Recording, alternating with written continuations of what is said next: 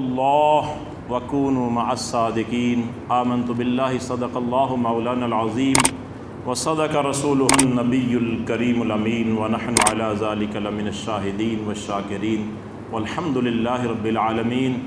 قال اللہ تبارک و تعالی فی شان حبیبہ ان اللہ وملائکتہ یصلون علی النبی یا ایھا الذین آمنوا صلوا علیہ وسلموا تسلیما۔ اللہم صل علی بلد محمد فی البلاد وصل علی جسد محمد فی الاجساد وصل علی روضۃ محمد فی الریاض۔ سب درود پاک پڑھیے۔ الصلاۃ والسلام علیک یا سیدی یا رسول اللہ وعلی آلک واصحابک یا سیدی یا خاتم النبیین۔ مولا صلی وسلم دائما ابدا علی حبیبک خیر الخلق کلہم هو الحبیب الذی ترجى شفاعته لكل حول من الاحوال المقتحم۔ ثم الرضا عن ابی بکر وعن عمر وعن علی وعن عثمان ذی الکرم۔ یا رب بالمصطفیٰ بلغ مقاصدنا واغفر لنا ما مضى یا واسع الکرم۔ رب اشرح لی صدری ویسر لی امری واحلل عقدۃ من لسانی یفقہوا قولی۔ نہایت واجب الاحترام بزرگوں، دوستو، اللہ تعالیٰ کی حمد و ثناء کے بعد درود لامحدود بر ذات سید الاولین والآخرین حضور نبی کریم صلی اللہ علیہ وسلم کی بارگاہ میں درود و سلام کے انگنت نذرانے پیش کرنے کے بعد فقیر نے اللہ کی عظمت والی کتاب قرآن حکیم فرقان حمید کے 11ویں پارے سے سورہ توبہ قرآن پاک کی 9ویں سورہ مبارکہ ہے، اس کی آیت نمبر 119 تلاوت کرنے کی سعادت حاصل کی ہے۔ عموماً یہ آیت کریمہ آپ خطبہ جو جمعہ کا ہوتا ہے اس میں بھی جو ہے وہ خطیب حضرات پڑھتے ہیں، عربی کا جو خطبہ ہوتا ہے اس میں بھی آیت پڑھی جاتی ہے، یا ایھا الذین آمنوا اتقوا اللہ وکونوا مع الصادقین۔ تو اکثر مسلمانی اس کا ترجمہ سمجھتے ہیں، جن کو سمجھ نہیں یا پتہ نہیں ترجمے کا وہ بھی میں ان کے لیے بیان کر دوں کہ اے ایمان والو، اللہ سے ڈرو اور سچوں کے ساتھ ہو جاؤ، اور سچوں کے ساتھ ہو۔ اب آیت کریمہ کی تلاوت سے ہی آپ کو محسوس ہو گیا ہوگا کہ میں آپ سے اس مختصر وقت میں کیا گفتگو کرنا چاہتا ہوں۔ ایک مسلمان ہونے کے ناطے ایک بہت باری ذمہ داری ہم پر آن پڑی ہے، اور وہ ہے گواہی کی، کہ بہت سارے چہرے ہمارے سامنے ہیں جن کا کردار ہمارے سامنے ہے، اور کچھ لوگ کہتے ہیں کہ قرآن و حدیث سے، دین سے، سیاست کا تعلق نہیں ہے۔ یہ ایک پروپوگنڈا ہے جو کافروں نے کافی صدیاں پہلے تیار کیا تاکہ مسلمانوں کا ایک ذہن بن جائے کہ جن لوگوں کو یہ فالو کرتے ہیں اور جن ائمہ کی یہ اقتداء کرتے ہیں جو رسول اللہ کے وارث ہیں، ان سے یہ متنفر ہو جائیں اور دین کو اور سیاست کو جدا جدا کا نعرہ لگا کے تو لوگوں کو جو ہے بدماش، چور، اچکے، زانی، ان لوگوں پر جو ہے لوگوں کا اعتماد بڑھائیں کہ وہ لوگ جو ہیں سیاست ان کا کام ہے۔ حالانکہ جس طرح کچھ نادان لوگ ایسے بھی ہیں جن کو شرک کا حقیقی معنی کا پتہ نہیں، ہر مسلمان کو مشرک کہنا شروع ہو جاتے ہیں۔ جس نے اپنے والد کا سوئم دلایا وہ بھی مشرک ہو گیا، جو دربار پہ جا کے چادر چڑھائی یا فاتحہ کری وہ بھی مشرک ہو گیا۔ چھوٹی چھوٹی باتوں پر کافروں کو تو ہم کافر کہنے سے گریز کرتے ہیں۔ اگر کوئی مولوی صاحب ممبر پہ کہے تو کہے مولوی صاحب حضور نے تو کافروں کو کافر نہیں کہا، آپ کیوں کافر کہہ رہے ہیں؟ اس طرح تو کافر مسلمان نہیں ہوئیں گے۔ تو اپنے مسلمان بھائی کو تو مشرک بدعتی کہہ کے اسلام سے خارج کر دیتا ہے، 1 منٹ میں فتویٰ دیتا ہے کافر کا، اور کافر کو تو کافر کہنے نہیں دیتا۔ تو کیسا تیری ذہن سازی کافر نے کر دی ہے؟ تو تھوڑا سوچیں۔ اب وہ دور نہیں رہا، لوگوں میں شعور آ گیا، جس کو پوچھو کہہ رہے مجھے شعور آ گیا ہے۔ جو باپ ہے وہ لا شعور تھا، بیٹا شعور والا ہو گیا۔ جو دادا ہے وہ بے شعور رہا، پوتے کو شعور آ گیا۔ پوتے کے ہاتھ میں دادا کا گریبان ہے، پوتے کے ہاتھ میں ماں کی چادر کھینچ رہا ہے کسی کے پیچھے لگ کے، جس کو وہ سچا سمجھ رہا ہے، حالانکہ وہ سچا ہے نہیں۔ سب سے پہلے تو یہ کہ اللہ نے قرآن میں کہا ہے اے ایمان والو اللہ سے ڈرو۔ جب اللہ سے بندہ خود ڈرے گا تو اللہ تعالیٰ کی اس سے محبت ہو جائے گی۔ جب اللہ سے بندہ ڈرے گا تو اللہ سے محبت کرنے لگے گی۔ یہ بندہ مجھ سے ڈرتا ہے تو پھر اللہ تعالیٰ اس کو حق کی اور باطل کی پہچان نصیب فرما دے گا۔ اور اگر اللہ سے نہیں ڈرے گا، کہتا ہوں میں کسی سے نہیں ڈرتا، میں کسی تکبر میں گھومتا ہے، تو اللہ تعالیٰ اس کی نظر میں اس کے برے عمل کو بھی نیک کر کے دکھا دیتا ہے، اور وہ پھر معاشرہ، پھر وہ قومیں تباہ و برباد ہو جاتی ہیں، اور جس کا نتیجہ یہ ہوتا ہے کہ پھر داستان تک نہیں ہوتی ایسی قوم کی داستانوں میں، تاریخ میں اس قوم کا نام نہیں رہتا، مٹ جاتا ہے تاریخ کو، اوراق اس اس کو کہیں گم کر دیتے ہیں کہ یہ ایسی بھی کوئی قوم تھی جو سچ کو جھوٹ اور جھوٹ کو سچ سمجھتی تھی۔ تو میرے دوستوں بزرگوں، ایک بہت ہی بھاری ذمہ داری ہم پر آن پڑی ہے۔ اب میں نہیں آپ کو کہتا کہ میں فلاں کو سچا سمجھتا ہوں، آپ کو اس کو ووٹ دیں، فلاں کی گواہی دیں۔ آپ جس کو بہتر سمجھتے ہیں، اگر آپ اللہ سے ڈرتے ہیں، قرآن و حدیث پڑھتے ہیں، نماز پڑھتے ہیں، تو یقیناً آپ کو اللہ نے سچ کی پہچان نصیب کی ہوگی۔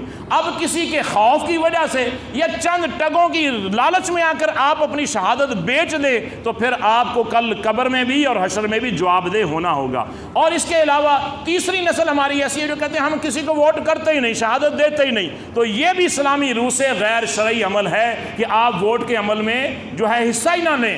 آپ کہیں جی میری نظر میں کوئی بھی اچھا نہیں ہے، اس کا مطلب ہے کہ آپ نے سب سے اچھا اپنے آپ کو سمجھا کہ پورے معاشرے میں ہی سب سے اچھا ہوں اور مجھے ووٹ ہونے چاہیے تھے، میں کھڑا ہونا چاہتا، مجھے چاہیے تھا کہ لوگ مجھے ووٹ کرتے کہ یہ اچھا ہے۔ تو یہ سب سے بڑی نادانی ہے۔ ہمیشہ دوسروں کو اپنے سے بہتر سمجھنے والا انسان ہی بلند مرتبہ پاتا ہے، جو اپنے آپ کو کہتے ہیں میں سب سے اچھا ہوں، جب وہ گرتا ہے تو دنیا اس کا تماشا دیکھتی ہے کہ اللہ اس کو کس طرح گردن کے بل گراتا ہے۔ تو میرے دوستو بزرگوں، بس آپ سمجھ گئے ہوں گے کہ میں نے دلیل سے بات کی ہے، قرآن کی آیت کریمہ پڑھی ہے اور مشہور سورہ توبہ اور پارہ 11، اور ہم اکثر یہ آیت جو ہے اکثر ائمہ اپنے خطبہ جمعہ میں جو عربی میں پڑھتے ہیں اس میں پڑھتے ہیں یا ایھا الذین آمنوا اتقوا اللہ وکونوا مع الصادقین، لیکن جو آگے عوام خطبہ سن رہی ہوتی ہے اس میں 90% لوگ ایسے ہوتے ہیں جن کو اس آیت کا ترجمہ اور مفہوم کا پتہ نہیں ہوتا کہ اللہ ہم سے فرما کیا رہا ہے، ہم سے اللہ کیا تقاضا کر رہا ہے کہ میرے بندو مجھ سے ڈرو اور سچوں کا ساتھ دو۔ سچوں کے ساتھ دینے میں بعض اوقات بڑی بھاری قیمت ادا کرنی پڑتی ہے، مارے کھانی پڑتی ہے، حتیٰ کہ جان سے بھی جانا پڑتا ہے، لیکن سچ کو چھوڑنا مسلمان کا وتیرہ، مومن کا وتیرہ یہ نہیں ہے کہ وہ اپنی جان کو بچا لے لیکن سچ جو ہے وہ چھپا لے۔ نہیں، مومن کبھی سچ چھپاتا نہیں ہے، جو سچ ہے وہ سچ ہے اور مومن ہمیشہ سچ کے ساتھ کھڑا ہوتا ہے۔ یہ اس کا قرآن کہہ رہے ہیں، جو اللہ نے اس کے لیے کتاب محبوب کے لیے محبوب کے ذریعے عطا کی، اس کو وہ بندے کو اللہ یہ کہہ رہے ہیں کہ میرے بندے سچ کے ساتھ کھڑا ہو۔ تو اب میرے دوستو بزرگوں، اس میں نے آپ کو وضاحت کر دی کہ ہر وہ بندہ جو یہ ذہن بنا چکا ہے کہ میں نے اس عمل میں حصہ ہی نہیں لینا، وہ بھی اپنے آپ کو درست کر لے، اور جس کو وہ بہتر سمجھتا ہے، چاہے وہ میری نظر میں، بڑے بڑے لوگوں کی نظر میں وہ بندہ غلط ہو، اگر آپ کو اچھا لگ رہا ہے تو آپ اس کو ووٹ کریں تاکہ آپ کا ضمیر مطمئن ہو کہ میں نے اچھے بندے جس کو جانا ووٹ کیا۔ اس لیے میں کسی جماعت کا نام نہیں لیتا، یہاں ممبر رسول پہ بیٹھ کے میں کسی کو برا کہوں، ہو سکتا ہے وہ اللہ کی نظر میں اچھا ہو سکتا ہے میں کسی کو اچھا کہوں اللہ کی نظر میں برا ہو، اس کے باطنی اعمال ایسے ہوں کہ اللہ کو اس پسند نہ ہو۔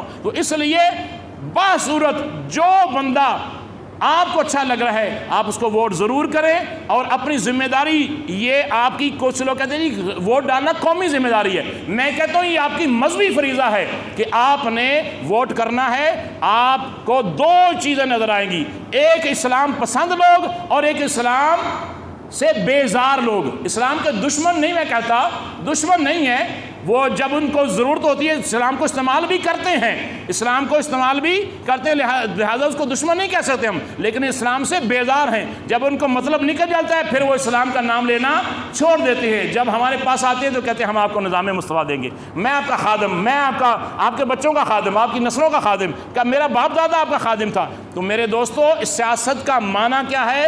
حضور کی امت کا نہیں بلکہ پوری انسانیت کی خدمت کی ذمہ داری لے رہا ہے بندہ، جو اپنے آپ کو پیش کر رہا ہے نا کہ مجھے ووٹ کرو، میں نمائندہ ہوں آپ کا، میں اس قابل ہوں کہ میں تمہاری خدمت کروں، تو وہ صرف یہ نہیں سوچے کہ یہ میرا مسلمان بھائی ہے، نہیں، معاشرے میں جو بھی بس رہے ان سب انسانوں کی، بلکہ غیر انسان جو جانور ہیں ان کی بھی ذمہ داری ہے۔ جیسے حضرت فاروق اعظم ہمیں بتا کے گئے کہ اگر فرات کے کنارے کوئی پیاسا کتا بھی مر گیا تو مجھے ڈر ہے کہ کل عمر سے اس کی پوچھ ہوگی۔ آج یہاں انسان کٹ رہے ہیں لیکن کوئی پرواہ نہیں ہوتی، کوئی ایک ایسا ذلیل آدمی جو نام کا بڑا ہو وہ مر جائے تو پوری انتظامیہ حرکت میں آ جاتی ہے، لیکن 20 آدمی ایک جگہ قتل ہو جائیں تو کوئی پوچھتا نہیں ہے، فائدہ تک نہیں درج ہوتی۔ تو یہ معاشرہ تب تک بے حس رہے گا جب تک یہ نظام مصطفیٰ سے دور رہے گا، اور نظام مصطفیٰ آپ کے ذریعے آ سکتا ہے۔ آپ مایوس مت ہوں، یہ مت سمجھیں کہ لو جی ہمارا نتیجہ بدل دیا جاتا ہے، ہمیں ووٹ تو کر کے آتے ہیں کسی اور کو اور نکل کے اور سے آتے ہیں، لیکن اللہ کی بارگاہ میں تو آپ سرخرو ہو گے نا۔ جب آپ نے ووٹ ڈالا اور وہ کہیں اور کسی نے کنورٹ کر دیا تو آپ اللہ کی بارگاہ میں پکڑے نہیں جائیں گے، وہ جو یہ کر رہا ہے وہ اللہ کی بارگاہ میں مجرم ہے۔ لہٰذا پورے وثوق کے ساتھ اگلے جمعے سے پہلے یہ عمل اللہ تعالیٰ خیر خیر وفی سے پاکستان کے اندر یہ عمل کے پائے تکمیل تک پہنچے. یہ قومی نہیں، یہ مذہبی فریضہ ہے. آپ نے ووٹ کرنا ہے اور جس کو آپ سچا سمجھ رہے ہیں اس کے ساتھ کھڑے ہونا ہے اور اس کو ووٹ کرنا ہے اور دوسروں کو بھی قائل کرنا ہے اور یہ دعا کرنی ہے کہ مولا میرے مصطفیٰ کے نام پر یہ وطن حاصل ہوا، اس کا مقدر نظام مصطفیٰ میری اس ووٹ کی پرچی کی وجہ سے ہو جائے تو کل قیامت میں بھی جب پکارا جاؤں کہ آ جائیں وہ لوگ جنہوں نے نظام مصطفیٰ کے لیے ووٹ دیا تھا اور ان کی وجہ سے پاکستان میں دین حضور کا تخت پہ آ گیا تھا، تو آ جائیں وہ لوگ اور ان کو اللہ تعالیٰ ممتاز شخصیات میں کھڑا کرے تو ان میں اللہ کرے ہمارا اور آپ کا بھی نام ہو. میں آپ سے یہی توقع کرتا ہوں کہ آپ انشاءاللہ اس عمل میں بھرپور حصہ لیں گے اور سچے لوگوں کے ساتھ ڈٹ کر کھڑے ہوں گے، چھپ کر نہیں.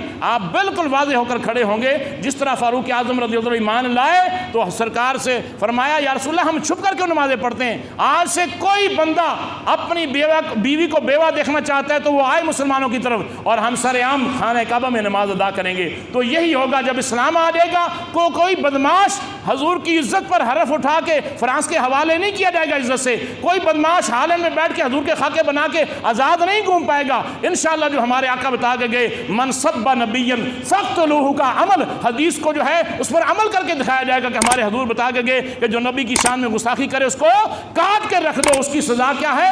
گستاخ رسول کی سزا سر تن سے جدا، سر تن سے جدا. یہ ہمارے حضور نے بتایا، ہمیں عمر نے، صدیق اکبر نے، کسی غوث نے، کسی ولی نے نہیں بتایا. ہمارے آقا بتا کے گئے کہ جو کسی بھی نبی کی، یہ نہیں فرمایا میری، جو کسی بھی نبی کی شان میں گستاخی کرتا ہے اس کی سزا موت ہے. اور اس قانون کو ہم کبھی بھی بدلنے نہیں دیں گے اور ایسے لوگوں کو ووٹ نہیں دیں گے جو اس قانون کو بدلنا چاہتے ہیں. ان کے دل کی خواہش ہے کہ ہم پاور میں آ جائے اور یہ قانون بدل کے غیار کو، کفار کو راضی کر لے، اپنے بڑوں کو راضی کر لے. ان کے بڑے وہ ہوں گے، ہمارے بڑے ہمارے آقا ہیں اور ہمارے آقا کو راضی کرنے کے لیے ہم ووٹ کریں گے انشاءاللہ. دعا ہے اللہ تعالیٰ پاکستان کا مقدر نظام مصطفیٰ ہو اور ہر مسلمان کو حق کی پہچان نصیب فرمائے. وآخر دعوانا ان الحمدللہ.